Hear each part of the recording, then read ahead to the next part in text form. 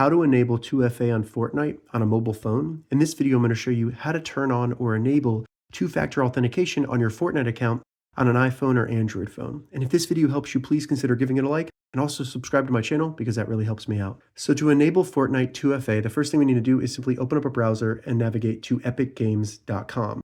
Epic Games is the company that owns Fortnite. Once you get to epicgames.com, select the three lines in the top right to open the menu, and then select Sign In. Now we just need to select Sign In to sign into the Epic Games account, the account we use to play Fortnite. If you've never created an Epic Games account, but you use Xbox or PlayStation, one of the things above, you can sign in with those accounts to ensure that you're using your correct account.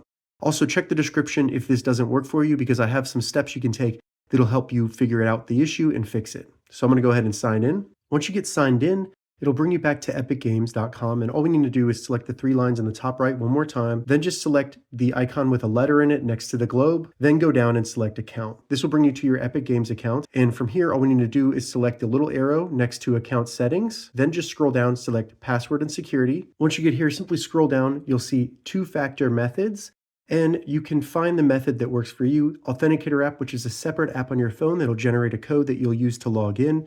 Email, will they email you a code? SMS, the same thing, they text you a code. So pick which one you want. The strongest is going to be the Authenticator app.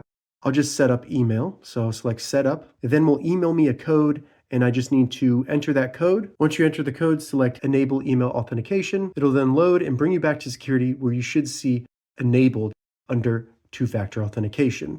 So now you can go back to Fortnite, maybe restart the game or restart your console. And then when you log back in, it should show that you have 2FA enabled on your account, and you can now send gifts or do other things like play in tournaments. If this video helped you, give it a thumbs up, and please consider subscribing to my channel.